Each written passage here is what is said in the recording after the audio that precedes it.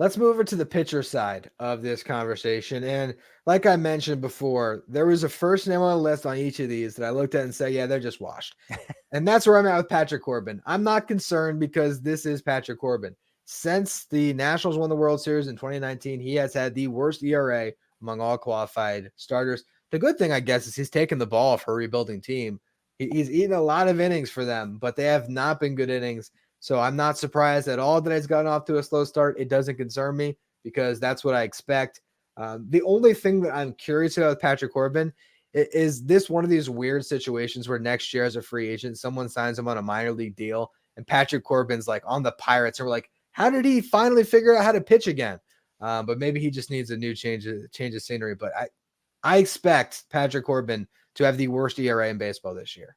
Yeah, that's not a surprise, but you're right. Again, as you said, he's going to get the ball. There are not better options, right? A lot of it is that situation of you're going to get the ball every 5 days, eating up the innings, right? Try to even get a little bit of length so that you don't damage the bullpen. You know, be a coach from within the clubhouse, right? When on days you're not pitching, so not a surprise, not necessarily a concern, but worth mentioning for guys that have definitely seen better days. And one other note on him, because I remember the contract is backloaded. The final year of the deal, he's been making 24 about the last 3 years. He's making 35 million this year to probably pitch to an ERA over 5.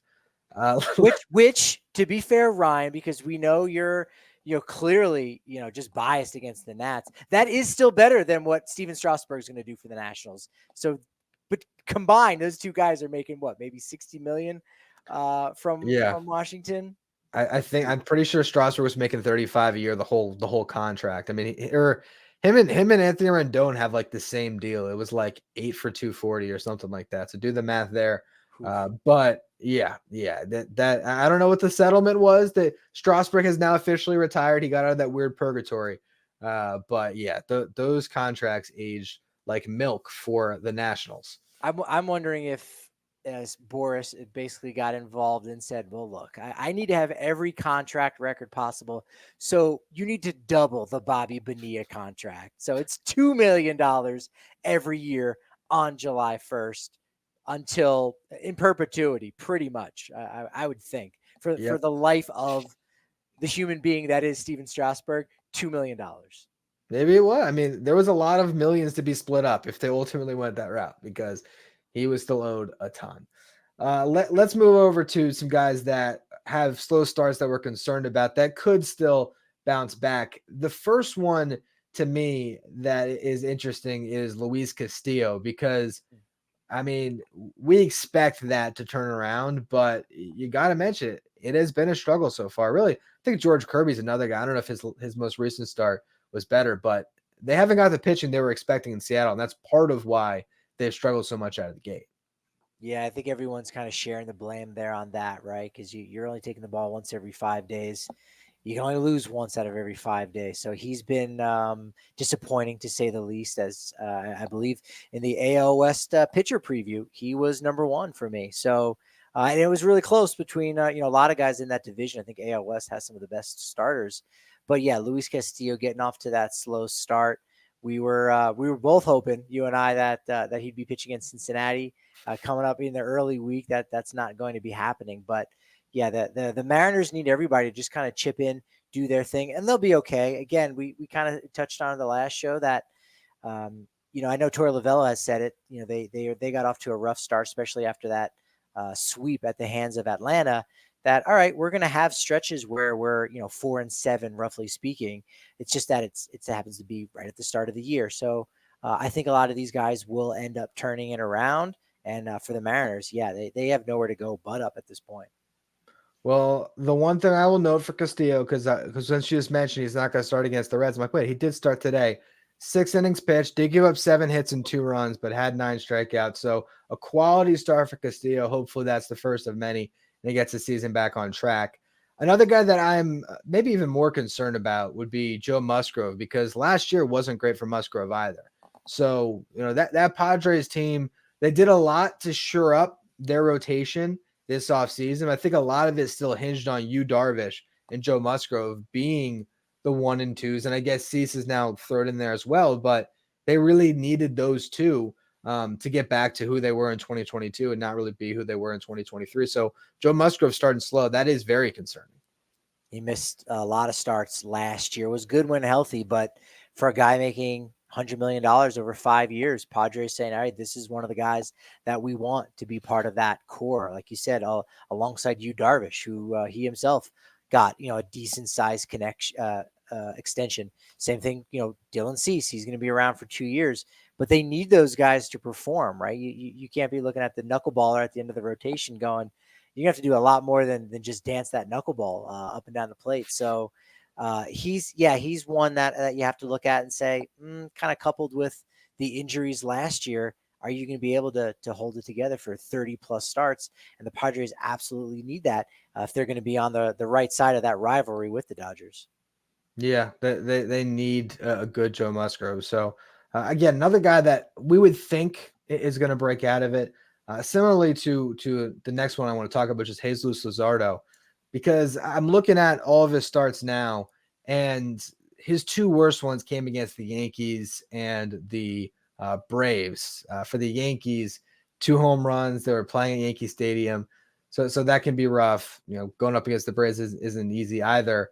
But I am curious how much the state of everything going on with the Marlins has weighed on him. Jesus Luzardo spent the entire offseason with his name in trade rumors.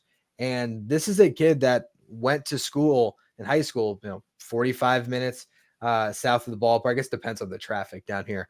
But still, he grew up a Marlins fan, loves playing for the Marlins as part of what helped him sort of, jumpstart his career after struggling in Oakland. He gets traded to the Marlins, becomes a new pitcher.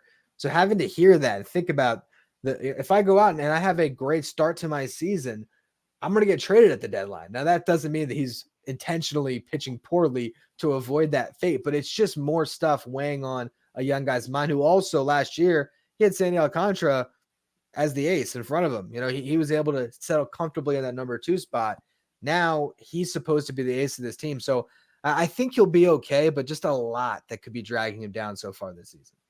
There is so much that goes on behind closed doors and what goes on in the mind of a player. As you said, he's a hometown guy that the Marlins love having as part of their organization. And, perhaps there have been certain overtures from the front office saying, no, we don't want to trade you. We want to keep you. We might even want to extend you. But until you actually see the offer, how much is that actually lip service, right? When everyone knows that, all right, well, this would be the right time for a franchise that's pretty much in a rebuild mode, which is strange to say for a club that just was in the postseason. But they're kind of rebuilding, and they could get a lot for him. So his name keeps coming up, and really, how many veterans are in that clubhouse to say, hey, I had to deal with that a little bit. This is what went on, for Alcantara. Hey, they did right by me. They did extend me. But that still means that I very much could be a trade candidate when I'm back and healthy after Tommy John surgery. So there's such a huge component to that, and him going as the opening day starter, he's going against every team's best pitcher, right? Like he didn't have to deal with that today in Atlanta. I mean, Charlie Morton's is fine and all, but that can be a real struggle and can be a big downer, especially when you're trying to snap a losing streak, which seems like the Marlins have just perpetually been on since the season started. Yeah, it's not going to be a fun season for the Marlins. Luzardo is too good to pitch to an ERA. What's it at now? 7.65. Like he's going to cut that in half for sure. But is he going to have a season like he did last year? I think that's very much in question. And you mentioned the veterans around him. I mean, he's kind of the veteran on that staff, just because they didn't sign anybody. They're just staying internal. So a really tough one there. They could have signed a veteran that the Tigers did. That's Kenta Maeda. Bad transition, good transition. I don't know. Kenta Maeda is the last guy we got on the. Actually, excuse me, we got 2 more. But Maeda, one of the last 2 we got on the list. His start's very concerning to me because the underlying numbers, it's a small sample. They back up how bad it has been for him. He's getting up there in age, and the Tigers need him to be a really good starting pitcher for that team that has a lot of question marks in that rotation. So I'd be a little concerned with what I've seen so far from Kenta Maeda. Yeah, I think he's somewhat of a slow starter in his career. April, March, 4.89 ERA. That's the worst of any month. Next Okay. worst is August, 4.28, and then 3.75 in May. So it very much could be that slow start. Has pitched in some more of the warmer climates, right? Obviously in LA, not so much when he was with Minnesota though. So I think he'll end up being okay. But again, going back to the conversation when we talked about Spencer Torkelson, like I think certain fan bases and anyone just on the outside looking in say, hey, I'm concerned about this guy because he's going to be integral in in being a postseason contender. You have to have the guys that you're relying on that you paid, big serious bucks for. I mean, sure, 2 years, 24 million doesn't seem like a ton of money, but it is, especially for these teams in the Central, right? Like they're shelling out for him. So Maeda definitely needs to get in order for the Tigers. Yeah, I think looking at the 2-year 24, the thing that jumps out to me is the 2-year part. If this year goes sideways for him, they're stuck with Maeda next year. You're right. He is a veteran that should be able to stabilize, particularly pitching in that ballpark. I always feel like you can tack off like half a run on an ERA just from pitching in Comerica because it's so huge. But he's really a guy that has to deliver for them. Our last name that I almost forgot to mention here, but definitely a player that can go either way. We saw it last year in the playoffs. Brandon Pfaadt. He Ooh. was lights out when we got to the big games. But if you just look at his numbers from last year and you aren't focusing enough on the playoffs, you'd say, oh, well, he's just not a good pitcher, is he? Because he was bad in the regular season. Slow start again. What version of Brandon Pfaadt are the Diamondbacks going to get this year? It might be a little bit of column A, a little bit of column B. You're right. 5.83 career ERA. So he's actually in 3 starts, worse than last season. But one of the biggest stories that came out of the Diamondbacks run to the World Series was Brandon Pfaadt, and was the fact that when he was down in the minor leagues during the All-Star break, he was back home in Kentucky, I want to say. And no, he's from Pennsylvania. Why am I saying he's from Kentucky? I know he is. He's from Kentucky. Okay, reset. So yes, he's from Kentucky. And there was a whole thing about him pronouncing Louisville and Louisville. He says Louisville. That's what they say down there. But he's down in Kentucky enjoying a little bit of his break. And Brent Strom calls him up and said, look, I know you're in AAA right now on break with the Reno Aces, but we are going to need you in the second half in a major way. And you've got the stuff that's going to play up, especially in the postseason. And sure enough, he came through and delivered and was one of the biggest pieces to say, all right, Zach Gallen, Merrill Kelly, you don't have to be Randy Johnson and Kurt Schilling and win every game in order for us to win the World Series, because Gallen was just kind of mid, right? But he was the one who stepped up. And you looked at the rotation going into this year and said, wow, Eduardo Rodriguez is your number 3. Cool. Slide Pfaadt down a little bit more. Then they signed Jordan Montgomery. Okay, Pfaadt's going to be the number 5. So, again, is this a matter of the pressure, or is this just a matter of doing a little bit too much and saying, man, I want to try to get back to that dominance I had in October? He doesn't necessarily need that right now. So he's a young player still learning.